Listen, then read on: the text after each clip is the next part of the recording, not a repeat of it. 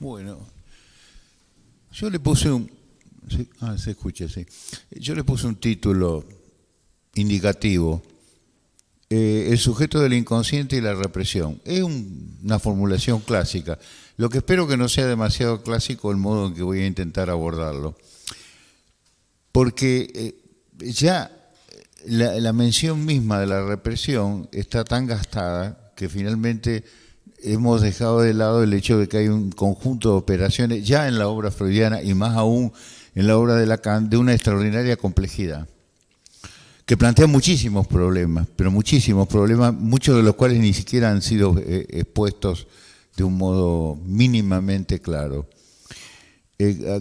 Ustedes recuerdan de que en la metapsicología Freud decía que el efecto fundamental de la represión consistía en una disyunción que hacía que los caminos de la representación y los caminos del afecto fueran disjuntos. Pero esta disyunción entre la representación y el afecto, que es muy clásica y muy conocida, que Freud va a ejemplificar larga y minuciosamente, sobre todo en Inhibición, Síntoma y Angustia, con la trama de la neurosis obsesiva, va a sufrir una complicación cuando Massota, en una intervención marginal que tiene en Barcelona y que yo sepa nunca la ha desarrollado, ni siquiera esta intervención marginal pertenece a la obra de él editada.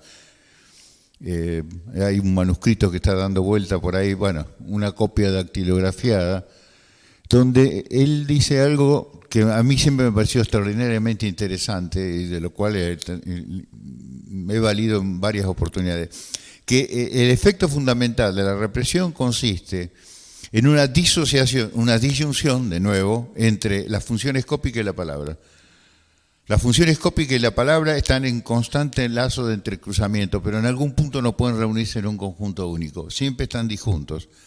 Ese efecto de división es para él el fenómeno fundamental de la represión. Y bueno, podemos contar miles de ejemplos de esto, pero en los estudios sobre la histeria de Freud ustedes recordarán con nitidez, y este es uno de los puntos que más problematizó a Freud, que los sueños del soñante, a medida de que los va contando, las imágenes van desapareciendo. Esto es una experiencia corriente que tenemos todos como analistas, como arena entre los dedos. Y a medida que se va purificando y apareciendo una trama simbólica dominada por el proceso secundario, las imágenes se pierden. Se pierden y quedan reducidas a algunas astillas que constantemente están pulsando, causando en los límites. Ahora, uno tiene que preguntarse, ¿de qué naturaleza es el aparato psíquico que soporta semejante operación?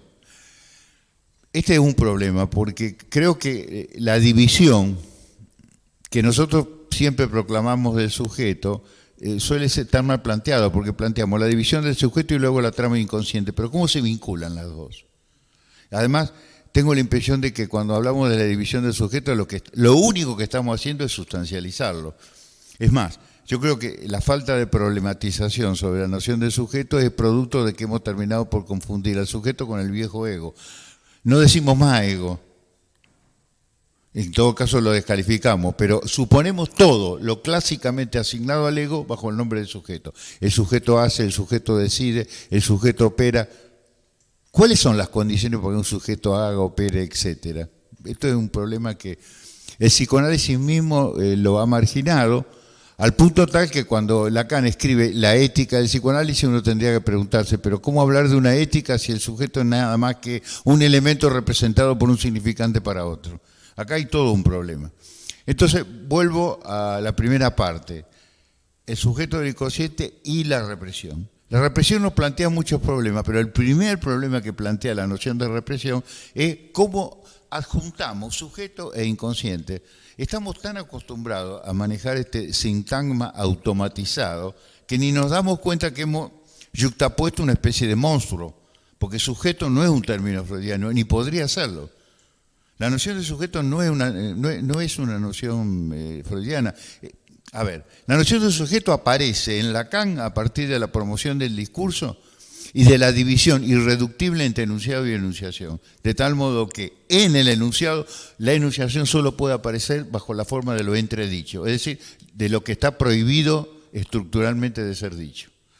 Entonces, cuando se introduce esta noción, es demasiado obvio que hay una complicación de lo que Freud describió bajo el nombre de inconsciente en la metapsicología, que es el punto más alto de la elaboración freudiana sobre la noción de inconsciente. A ver, esto es muy básico y además muy extenso de la posibilidad de desarrollo.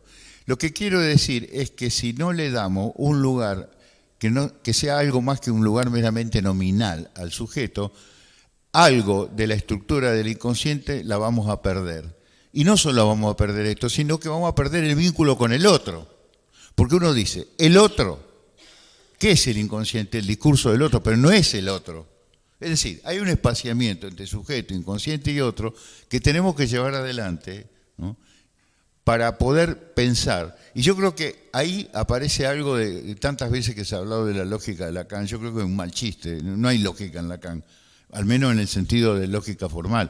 Pero sí es cierto que hay ciertas operaciones que él ha descubierto y que son esenciales para empezar a plantear estos problemas con mayor rigor. A ver, supongo que todos deben tener alguna visión, esto de decir todo es un recurso retórico bastante barato, pero bueno, supongo que algunos al menos deben tener presente en La ciencia y la verdad cuando dice que el sujeto está en exclusión interna con su objeto.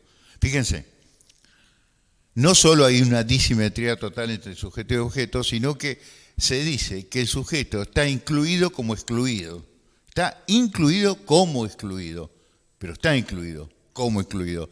Esta simultaneidad, esta doble inscripción, ¿no?, provoca un temblor tremendo en todo el aparato teórico y nos obliga a desplazar las nociones habituales con las que abordamos estas cuestiones, ¿no es cierto? Porque el punto es este: si el sujeto está incluido como excluido, esto quiere decir de que, recurriendo a otro modelo, hay un quiasmo entre sujeto e inconsciente, que algo del sujeto está fuera del inconsciente, pero que no podría existir sin el inconsciente. Aquí yo diría se transforma la noción clásica de represión freudiana y se transforma en una exclusión interna. Esta transformación me parece que puede dar cuenta de muchos gestos de Lacan, porque ustedes recordarán que Lacan se ha apropiado de la tópica de Freud, pero en lugar de refutarla le ha hecho algunos gestos y guiños extraordinarios. Por ejemplo, en el seminario de la identificación, cuando recurre a la clásica tópica, consciente, preconsciente, inconsciente, él desplaza el inconsciente, y el desplazamiento es uno de los sentidos del término represión, a colocarlo entre el preconsciente y la conciencia. Asoma a la luz el inconsciente, abandona la supuesta psicología de las profundidades, pero nos plantea todo el enigma de cómo se comunica la conciencia con el preconsciente, cuando la represión está dormida, es decir, cuando es eficaz. Es todo un problema muy complicado este. Pero yo quiero ir a un punto básico que me parece que ha sido muy descuidado incluso por el propio Lacan. A ver.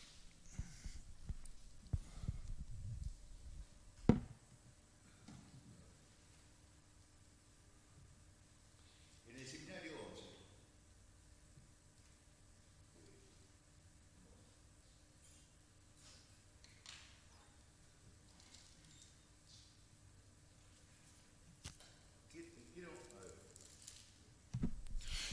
Quiero leerles un párrafo nada más del seminario 11, del capítulo 15 del amor a la libido, donde Lacan expone una concepción del sujeto que no tiene estatuto formal en el resto de su obra, pero que además me parece lo esencial, para mí, obviamente. Y digo para mí por varias razones. Una de ellas es porque me hago siempre eco de algo que expuso, mil veces lo expuso Heidegger, aunque muchas veces no estuvo a la altura de su afirmación, de que no se puede leer sin destruir. Con lo cual, obviamente, el término destrucción no quería decir destrucción lisa y llana. Quería decir que había que destruir ciertas fronteras que los propios textos tienen para poder extraerle su miga. Pero extraerle lo esencial quiere decir que uno tiene que estar en condiciones de poder pensar lo no pensado por un autor, pero que al mismo tiempo por derecho propio le pertenece a su texto, ¿no? Bueno, con esta observación emprendo la lectura de este fragmento.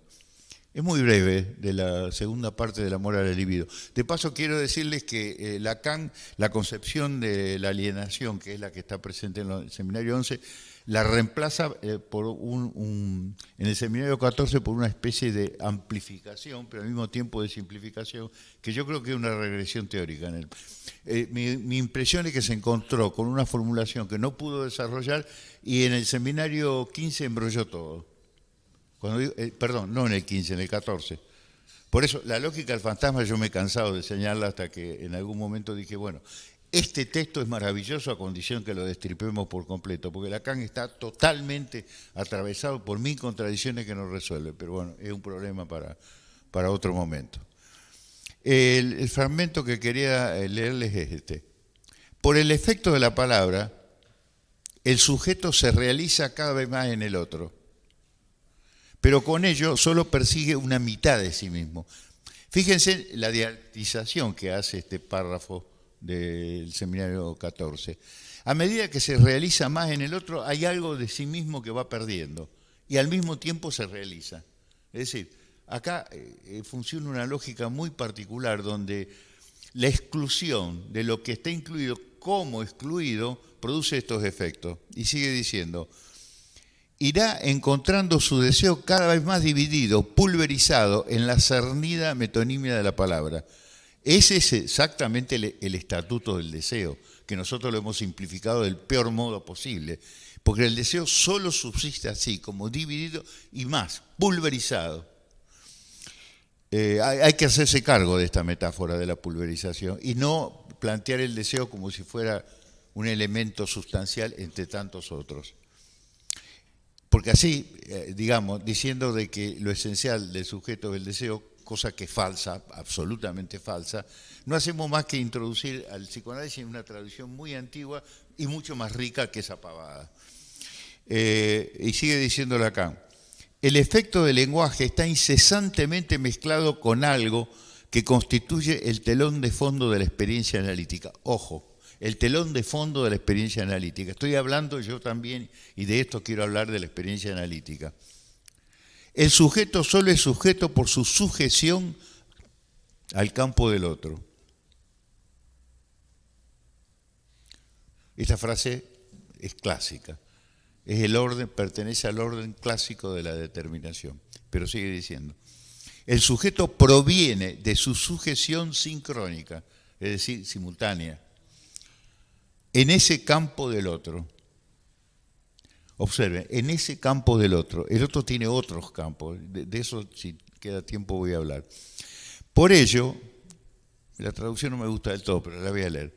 El sujeto tiene que salir de él airoso. Y en ese salir airoso, a la postre, sabrá que el otro real, ojo, el otro real, acá se podría escribir perfectamente con minúscula, al igual que él, tiene que salir airoso también, tiene que arreglárselas. Pero tiene que arreglárselas en un lugar donde no hay intersubjetividad, ese es el punto. Ahora, yo me fijé en la edición de Staferra, de este mismo seminario. Ustedes saben que, si no lo han hecho, en francés están todos los seminarios de Lacan muy bien editados en Staferra, ponen Staferra, lo encuentran a todos. Y algunos han sido traducidos por Rodríguez Ponte hace tiempo. No continuó con la labor sencillamente porque se murió. Bueno, sería bueno que alguien realice esta tarea, lo digo muy marginalmente, porque yo no soy de los que acusan a Miller de haber pervertido todos los seminarios, porque es falso eso. Miller lo que hizo es normalizar con una impecable sintaxis francesa los textos lacanianos. En esa normalización hay cosas que se pierden, eso es cierto, pero no, yo bajo ningún punto de vista diría que es un desastre. Hay que usar los textos de Miller porque a veces permiten ceñir pedagógicamente el inmenso barullo que es la frase lacaniana. Porque ustedes saben, a Lacan hay que leerlo con puntos suspensivos. Incluso en la traducción, en la versión de Staffeller siempre hay puntos suspensivos. Él deja la frase colgando. Es así. Incluso en Staffeller han arreglado algunas cosas porque si no, no podrían bajo ningún punto de vista transcribirla. Pero han respetado más el carácter desarticulado del texto lacaniano. El problema es que la desarticulación... No hay ningún texto en Lacan, es la palabra viva. Que me perdonen los que creen en la palabra muerta, pero la de Freud es palabra viva, transcripta, y la de Lacan sí es palabra viva. Bueno, larga discusión sobre el tema. En Staffeller les traduje una frase que no dice lo contrario en absoluto de esto, pero ayuda a precisarlo más. Dice, sujetamiento sincrónico en el campo del otro. Que sea de allí que él proviene, es asimismo la razón para que sea necesario que salga. Acá es mucho más enfático. Es más enfático. Me dio un poco de trabajo traducir, pero creo que es casi literal lo que traduje. Es asimismo la razón para que sea necesario que salga. Pero fíjense, a ver, aquí yo, que soy tan crítico a veces de Lacan, valoro el esfuerzo y la invención de una retórica extraordinaria, porque fíjense los efectos paradójicos que se producen. Mientras más está inmerso en la red, es cuando más tiene que salir, porque si no sale, perece como sujeto. El psicoanálisis estándar ignora esto completamente, y cuando habla de sujeto no se sabe de qué se habla. Ese es el tema. Porque el sujeto es una entidad nominal. Al mismo tiempo, siempre hay un sujeto que decide. Ustedes vieron, los lacanianos suelen decir, hay que llegar al deseo decidido. ¿Y qué es el deseo decidido? Es un acto de decisión. Pero ¿cómo puede un sujeto decidir si solo está representado por un significante para otro significante? Se ve que esta fórmula, que sin duda es muy precisa, porque lo arranca de la sujeción al signo, habría que completarla. Habría que completarla con esto. Representado por un significante para otro, pero es de ahí que debe excluirse. ¿Por qué debe excluirse de ahí? Porque el campo del otro es inconsistente y el campo del otro no le da ninguna respuesta. Y en algún momento tiene que decidir, es decir, tiene que inventar. Entonces, dice Lacan, ¿tengo tiempo? ¿Queda? Bueno. Entonces, leo de nuevo la frase. Sujetamiento sincrónico en el campo del otro, que sea de allí que él proviene. Es asimismo la razón para que sea necesario que salga. Que se salga de ahí, sans sortir. Bueno. Y en este salirse de allí, lo repite, al fin sabrá que el otro real, acá está transcripto en minúscula, otro real en esa ferla, al igual que él tiene que salirse, que desembarazarse, también podríamos traducir por desimbricarse, desembrollarse. Bueno, ¿a qué me refiero con esto? Que, lo que estoy trayendo no es una visión anarquista, no estoy diciendo que el sujeto vive fuera del otro, porque si viviera fuera del otro,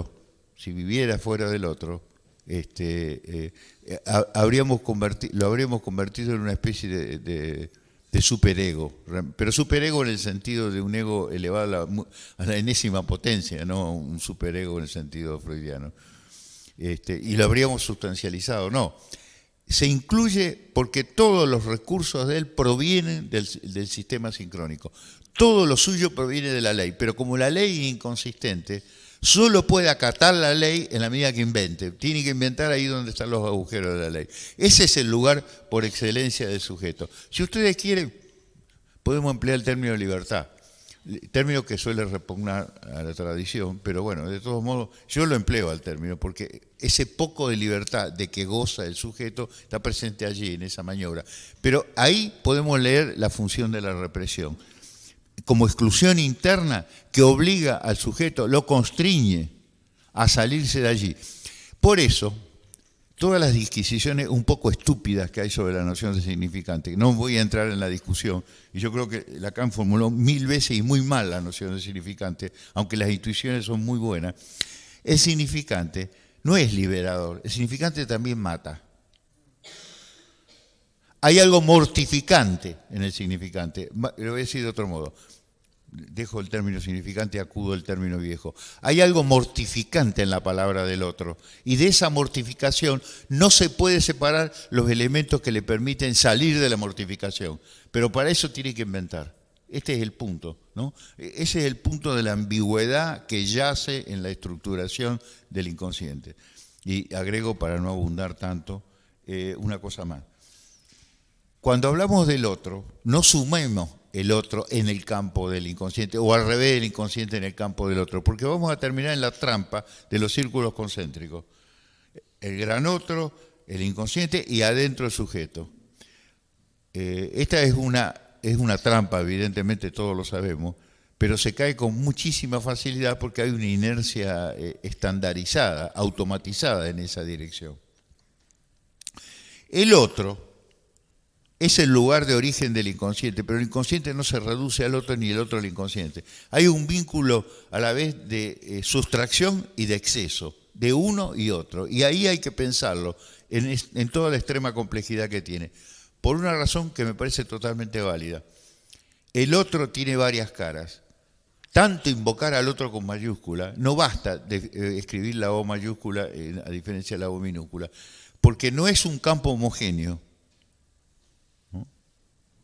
Denis Diderot, permítame en esta evocación, en el famoso diálogo sobre los ciegos, ¿no? Para aquellos que hablan, habla de que el lenguaje es una capa múltiple, ¿no?, de jeroglíficos que están como apelmazados los unos sobre los otros, y que de esos emblemas es necesario hablar.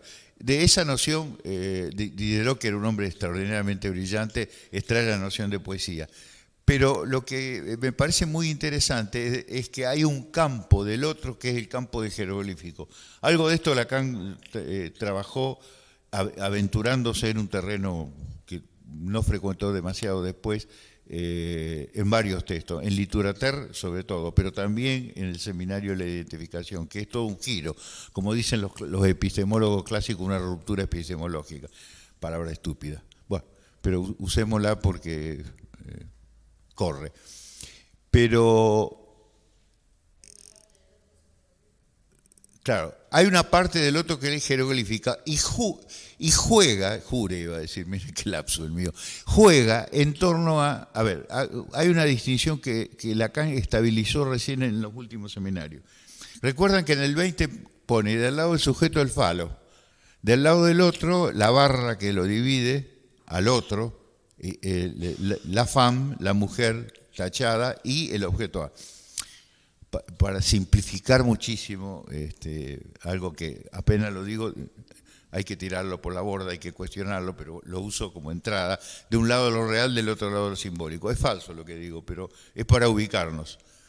Lo que quiero decir es que la falta de significante que está en el otro, que no puede nunca ser cubierta por ningún significante, es el fondo mismo del agujero, mucho más radical que del objeto A. ¿Por qué? Porque ahí está en juego dos cosas, la falta de origen y la muerte. Con respecto a esto, no podemos ni siquiera con el famosísimo objeto A taponarlo. Entonces, hay una parte del inconsciente, ¿no?, que es la más fácil de trabajar, pero que cuando nos ubicamos solo ahí caemos en la neurosis familiar, que es lo que trabajamos bajo la noción de falta de significante. La falta de significante, o sea, el falo tiene que estar en vinculación, ¿no?, con el, perdón, la falta de, sí, lo dije bien, la falta de significante, que es la tacha del otro, tiene que estar en relación con el significante de la falta, con el menos phi, porque si lo desintrincamos a uno de otro, el phi se nos vuelve un elemento puramente familiar, y entonces hacemos psicoanálisis familiarizado, ¿no?, mientras que el campo del otro queda entregado, vaya a saber a qué operación. En realidad, yo creo que esta distinción tiene que hacerse, pero no de un modo puntual, porque evidentemente el significante de la falta y la falta del significante tienen un vínculo de suplementariedad que los hace correlativo al uno y al otro, siempre, incesantemente. Es más, un análisis solo es análisis cuando pasa por la marca del otro. La falta de significante, no el significante de la falta, pero el significante de la falta está alimentado por aquel otro. Y es precisamente esa tacha que tiene el otro con mayúscula lo que permite que el sujeto, al introducirse en el campo del inconsciente, no tiene otra salida que salir de él. Para mí esto tiene muchas consecuencias, tiene muchísimas consecuencias, sobre todo con respecto a cómo formular el deseo del analista, porque el deseo del analista no es el deseo del analista, es lo que viene del otro, pero del otro tachado, pero no del otro en tanto fálico, del otro en tanto ahí falta significante. Es el lugar de la reproducción sexual, del sexo, no de la división sexual, ¿no? Del origen y de la muerte. Bueno, un análisis no se estabiliza, y porque es imposible que se estabilice, pero tiene que pasar. Y ahí yo creo que la función deseo, la función, no es función. El deseo del analista juega un papel importante, pero bueno, esto es para otra. Dejemos acá.